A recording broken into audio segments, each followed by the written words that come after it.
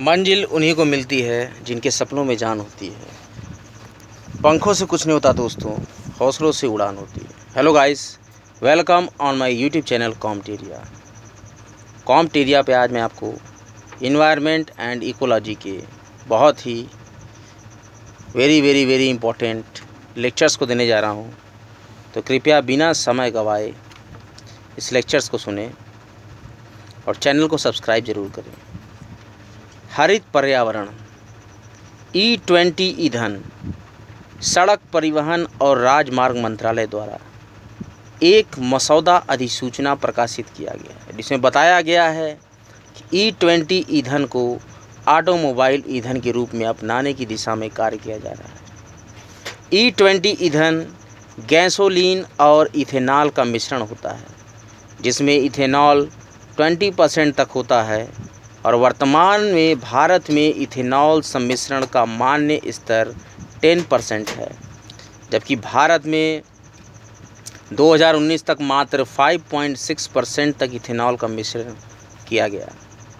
इससे carbon dioxide, hydrogen आदि के उत्सर्जन को कम करने में मदद मिलेगी। ये तेल आयात बिल को भी कम करने में मदद करेगा, जिससे विदेशी मुद्रा की बचत और ऊर्जा सुरक्षा सुनिश्चित होगी। इथेनॉल एक प्रकार का जैव ईंधन है जो मकई, गन्ना, जूट, आलू जैसे कृषि उत्पादों के जैविक भार से बना हुआ एक उप उत्पाद है। इथेनॉल जनरेशन, फर्स्ट जनरेशन, ये अनाजों, चावल, गेहूं, जौ, मक्का और चारा, गन्ने और चुकंदर आदि से बनता है। सेकंड जनरेशन, इसमें अतिरिक्त बायोमास, कृषि अपशिष्ट, सेल्यूलोसिक और लिग्नोकोलोसिक का उपयोग किया जाता है। इसमें गैर कृषि और वनों के अवशेष, चावल, गेहूं के भूसे, वुडी बायोमास शामिल होते हैं, जो एडवांस्ड बायोफ्यूल के नाम से भी जाने जाते हैं। इनका उत्पादन या तो गैर खाद्य फसलों से होता है या फिर उन खाद्य फसलों से जिनका उपयोग खाने में किया जा चुका है। तीसरी पीढ़ी के जैव ईंधन शैवाल आधारित होते हैं, जिसमें जैव CNG आते हैं। हरित ईंधन, ये जैव ईंधन के रूप में भी जाना जाता है, जो पौधों और जानवरों के द्रव्य से प्राप्त एक प्रकार का स्वच्छ ईंधन है। ये जीवाश्म ईंधन की तुलना में पर्यावरण अनुकूल है। कई प्रकार का होता है, जैसे बायोएथेनॉल, बायोडीजल, बायोगैस, बायोबुएथेनॉल और बायोहाइड्रोजन।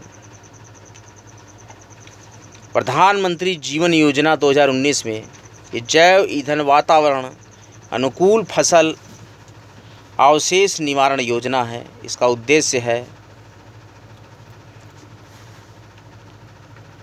नो सेलुलोसिक बायोमास और अन्य नवीकरणीय फीड स्टॉक का प्रयोग करके एकीकृत बायोइथेनॉल परियोजनाओं को वित्तीय सहायता प्रदान करना। 2G एथेनॉल क्षेत्र पर केंद्रित है। गोबर धन योजना 2018, इसे galvanising organic bio agro resources धन योजना कहा जाता है। इस योजना के तहत गोबर और खेतों के ठोस अपशिष्ट पदार्थों को कंपोस्ट, बायोगैस और बायो CNG में बदला जाएगा। साथ ही यह योजना गांवों को स्वच्छ बनाकर पशुओं और अन्य प्रकार के जैविक अपशिष्ट से अतिरिक्त आय और ऊर्जा उत्पन्न करने में सहायक होगा।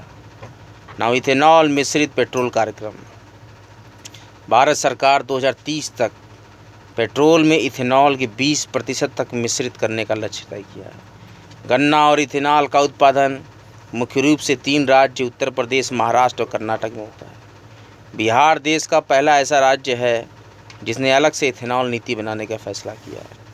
इथेनॉल मिश्रित पेट्रोल कार्यक्रम, इसका उद्देश्य पेट्रोल में इथेनॉल का मिश्रण करके पर्यावरण को जीवाश्म ईंधनों के इस्तेमाल से होने वाले नुकसान से बचाना, किसानों को क्षतिपूर्ति दिलाना और कच्चे तेल के आयात को कम करके विदेशी मुद्रा बचाना है। वर्तमान EBB कार्यक्रम 21 राज्यों और 4 केंद्र शासित प्रदेशों में चलाया जा रहा है, जिसके तहत तेल विपणन कंपनियों के लिए पेट्रोल में 10% तक इथेनॉल मिलाना अनिवार्य कर दिया गया है और पेट्रोलियम और प्राकृतिक गैस मंत्रालय ने 2022 तक पेट्रोल में इथेनॉल का मिश्रण 10% करने का लक्ष्य निर्धारित किया है। राष्ट्रीय जैव ईंधन नीति 2018, इसमें जैव ईंधन को आधारभूत जैव ईंधनों यानी पहली पीढ़ी जैव इथेनॉल और जैव डीजल, विकसित जैव ईंधनों और दूसरी पीढ़ी इथेनॉल, निगम के ठोस कचरे से लेकर ड्रॉप इन ईंधन और तीसरी पीढ़ी के जैव ईंधन जैव सीएनजी आदि को श्रेणीबद्ध किया गया है। One sun one world one grid, Bharat सरकार ने one sun one world one grid नामक योजना की शुरुआत की बात की है। ये नवीकरणीय ऊर्जा संसाधनों के ऐसे वैश्विक पारिस्थितिक तंत्र का निर्माण करेगी जिसे आबाद रूप से सभी देशों के साथ साझा किया जा सके। इसके उद्देश्य हैं पश्चिम एशिया और दक्षिण पूर्वी एशिया के 140 से अधिक देशों के मध्य सौर संसाधनों को साझा करने हेतु वैश्विक सहमति का निर्माण करना। OSOWOG की योजना को भारत द्वारा स्थापित अंतर्राष्ट्रीय सौर गठबंधन ISA का भी लाभ मिल सकता है। इसमें 67 देश सदस्य हैं। इस पहल को विश्व बैंक के तकनीकी सहायता कार्यक्रम के अंतर्गत कार्यान्वित किया जाएगा। OSOWOG के पीछे की परिकल्पना है कि सूर्य कभी अस्त नहीं होता है और ये वैश्विक रूप से किसी निश्चित समय में किसी भौगोलिक स्थान पर किसी विशेष समय पर उपस्थित रहता है। हरित हाइड्रोजन, व्यावसायिक वाहनों में ग्रीन हाइड्रोजन का प्रयोग एक बड़ा परिवर्तनकारी कदम हो सकता है जो कच्चे तेल की आवश्यकता और इसके आयात को हर संभव तरीके से समाप्त करने में सहायता करेगा। ग्रीन हाइड्रोजन का उत्पादन अक्षय ऊर्जा और इलेक्ट्रोलिसिस का उपयोग करके किया जाता है। यह ग्रे हाइड्रोजन और ब्लू हाइड्रोजन से अलग होता है। ग्रे हाइड्रोजन का उत्पादन मीथेन से होता है और ये वातावरण में ग्रीन हाउस गैसों का उत्सर्जन करती है। ब्लू हाइड्रोजन, इसकी हाइड्रोजन उत्पादन प्रक्रिया के तहत उत्सर्जित गैसों को संरक्षित कर उन्हें भूमिगत रूप से संग्रहित किया जाता है ताकि वे जलवायु परिवर्तन का कारक न बने। इसके अलावा बसों जैसे भारी वाहनों के लिए ग्रीन हाइड्रोजन एक आदर्श विकल्प है। संपीड़ित प्राकृतिक गैस, ये संपीड़ित प्राकृतिक गैस CNG गैस के रूप में लगभग 80 से 90% मीथेन युक्त हाइड्रोकार्बन का एक मिश्रण में कम ऊर्जा घनत्व होता है क्योंकि इसे 200 से 250 किलोग्राम पर सेंटीमीटर स्क्वायर के दबाव पर संपीड़ित किया जाता है। ये गैस को एक सिलेंडर में स्टोर करने के लिए वाहन को सक्षम बनाता है और इस प्रकार इसे संपीड़ित प्राकृतिक गैस कहा जाता है। मुख्य रूप से मीथेन से बनी प्राकृतिक गैस के साथ CNG कम वायु प्रदूषक carbon dioxide, carbon monoxide, nitrogen oxide और पार्टिकुलेट मैटर को पेट्रोल या डीजल से बाहर निकालती है। इसे सामान्यतः एक हरित ईंधन के रूप में संदर्भित किया जाता है क्योंकि ये सीसा मुक्त होता है और इसमें हानिकारक उत्सर्जन को कम करने के साथ ही स्पार्क प्लग के जीवन को बढ़ाने की क्षमता होती है। अब CNG, हाइड्रोजन और CNG का मिश्रण है HCNG। HCNG में संपीड़ित प्राकृतिक गैस में 18% हाइड्रोजन को मिलाया जाता है। इस तरह ये 70% कम कार्बन मोनोऑक्साइड उत्सर्जन करता है। वहीं BS4 मानक वाले भारी वाहन CNG इंजनों के मुकाबले 25% कम उत्सर्जन करता है। इसके अलावा ये ईंधन से मिलने वाले माइलेज को 3 से 4% बढ़ाता भी है। पारंपरिक CNG की तुलना में HCNG के उपयोग से 70% तक कार्बन मोनोऑक्साइड के उत्सर्जन को कम किया जा सकता है। इसके अलावा ईंधन में 5% तक की बचत करने में सक्षम है। 100 octane petrol, Indian oil corporation द्वारा देश का पहला 100 ऑक्टेन पेट्रोल लॉन्च किया गया है जो माना जा रहा है कि BS6 मानक वाले गाड़ियों के लिए लाभदायक होगा। प्रीमियम पेट्रोल और आम पेट्रोल में अंतर केवल ऑक्टेन का होता है। आम पेट्रोल में जहां ऑक्टेन की मात्रा 87% होती है वहीं प्रीमियम में यह 91% तक होती है। इंडियन ऑयल ने जो अभी high octane XP 100 premium grade petrol launch किया है। उसमें ऑक्टेन की मात्रा 100 है और ऑक्टेन रेटिंग के हिसाब से ये ईंधन की स्थिरता का मानक है। ये नॉक से बचाव की ईंधन का क्षमता का मानक है। जब ईंधन के सिलेंडर में ईंधन पहले ही प्रज्वलित हो जाता है तो इसे नॉक कहा जाता है। यह प्रभाव को कम करता है और इसमें इंजन को नुकसान हो सकता है। ऑक्टेन संख्या जितनी अधिक होती है उतना ही पेट्रोल नॉक को रोकने में सक्षम होता है। दुनिया भर में 100 ऑक्टेन पेट्रोल का लग्जरी वाहनों के लिए उत्कृष्ट बाजार है। ये केवल 6 देशों अमेरिका, जर्मनी, यूनान, इंडोनेशिया, मलेशिया और इजराइल में उपलब्ध है। भारत स्टेज मानक PS। भारत सरकार ने वर्ष 2000 में स्टैंडर्ड यूरोपीय मानदंडों को भारतीय अनुरूप में अपनाने हेतु BS यानी भारतीय स्टेज की शुरुआत की है। इसमें पर्यावरण, वन और जलवायु परिवर्तन मंत्रालय के तहत केंद्रीय प्रदूषण नियंत्रण बोर्ड वाहनों के लिए तय करता है। ये गाड़ियों से होने वाले प्रदूषक के उत्सर्जन का मानक है, जो आंतरिक दहन और इंजन और स्पार्क अग्निशन इंजन के उपकरण से उत्सर्जित वायु प्रदूषण को विनियमित करने के मानक हैं। 1 अप्रैल 2020 से भारत सरकार द्वारा भारत में BS4 मानक को लागू किया गया है। इससे लाभ होंगे कि nitrogen oxide, carbon monoxide, sulphur dioxide और पार्टिकुलेट मैटर के मामले में BS6 ग्रेड का डीजल काफ़ी अच्छा होगा। BS4 और BS3 फ्यूल में सल्फ़र की मात्रा 50 ppm होती है, लेकिन BS6 स्टैंडर्ड अपनाने के बाद 80% घटकर 10 ppm रह जाता है। BS6 ईंधन से सल्फ़र की मात्रा BS4 से 5 गुना तक कम होती है। BS4 और BS6 में मौजूदा अंतर है कि BS6 और नए BS6 मानकों में BS4 और BS6 मानकों में मुख्य अंतर गंधक की मात्रा से संबंधित है। BS4 फ्यूल में सल्फ़र की मात्रा 50 ppm होती है, जो BS6 मानक में घटकर 10 ppm रह जाएगा, यानी कि अभी के स्तर से 80% कम हो जाएगा। एक्सपर्ट की माने तो डीजल कारों और पेट्रोल इंजन वाली कारों से NOx नाइट्रोजन ऑक्साइड का उत्सर्जन क्रमशः लगभग 70% और 25% कम होने की उम्मीद है। Carbon credit. ये कार्बन उत्सर्जन को कम करने हेतु क्योटो प्रोटोकॉल के तहत अपनाई गई प्रणाली है। कार्बन क्रेडिट का उद्देश्य औद्योगिक गतिविधियों के कारण ग्लोबल वार्मिंग के अधीन पर्यावरण की सहायता के लिए कार्बन डाइऑक्साइड उत्सर्जन को कम करना है। इस प्रक्रिया में देश में उपलब्ध उद्योगों के अनुसार उस देश के द्वारा किए जाने वाले अधिकतम कार्बन उत्सर्जन का निर्धारण करता है। किसी देश या औद्योगिक समूह को उसके निर्धारित अधिकतम कार्बन उत्सर्जन में से प्रति मीट्रिक टन की कटौती करने पर 1 कार्बन क्रेडिट प्रदान किया जाता है। कार्बन कर। इसका आरंभ सबसे पहले 2005 में न्यूजीलैंड द्वारा किया गया था, जो वस्तुतः उन ऊर्जा स्रोतों पर लगाया जाता है जो वातावरण में CO2 का उत्सर्जन करते हैं।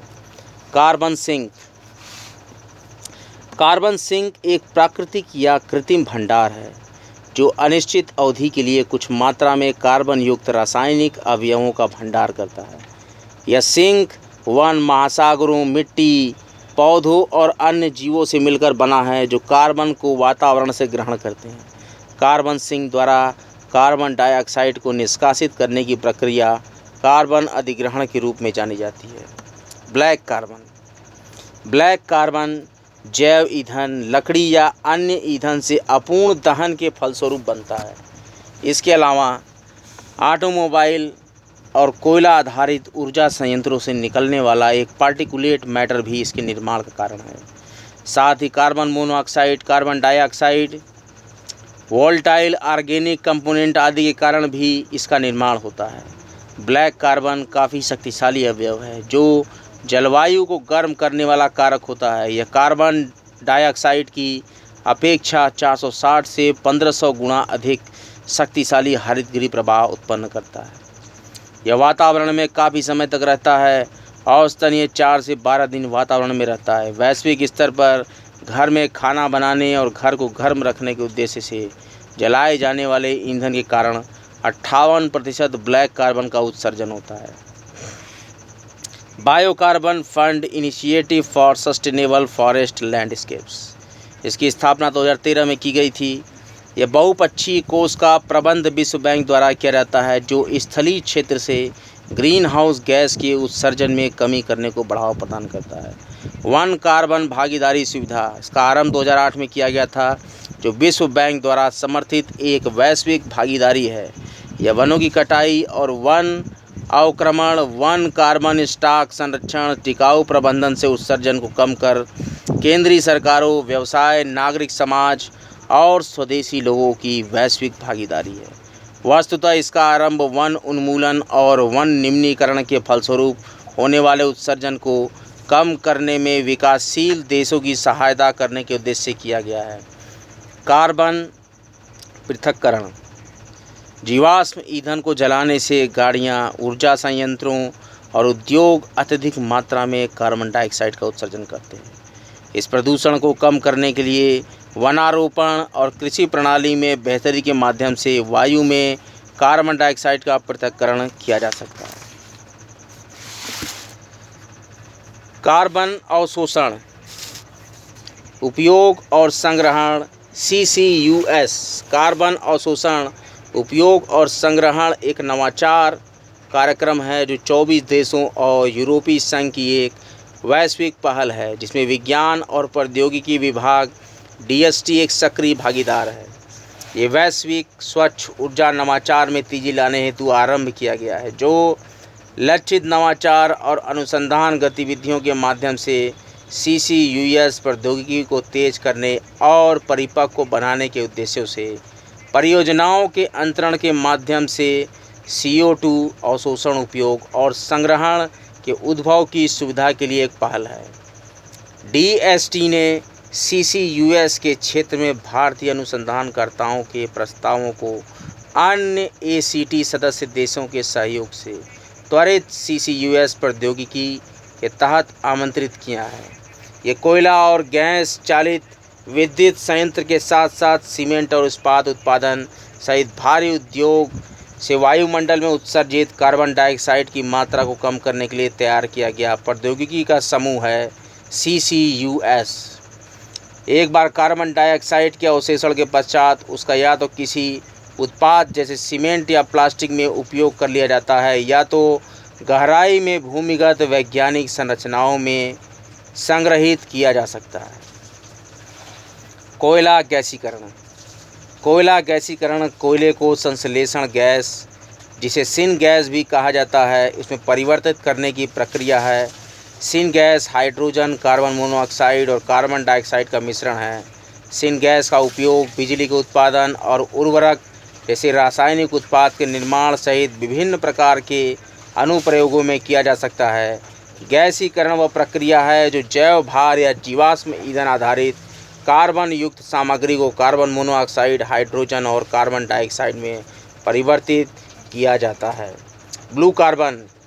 ब्लू कार्बन से आशय ऐसे कार्बन से है जिसे तटीय और महासागरीय पारिस्थितिकी तंत्र के माध्यम से संग्रहित, अनुक्रमित और चक्रित किया गया हो। हालांकि जलवायु परिवर्तन को कम करने के संबंध में तटीय ब्लू कार्बन के अंतर्गत निम्नलिखित बिंदुओं पर मैंग्रोव, ज्वारी दलदल और समुद्री घास के मैदान में संग्रहित कार्बन, जमीन के ऊपर जीवित बायोमास जैसे पत्ते, शाखाएं और तने, जमीन के नीचे स्थित बायोमास जैसे जड़ और राइजोम, और निर्जीव बायोमास जैसे कचरा और मृत लकड़ी।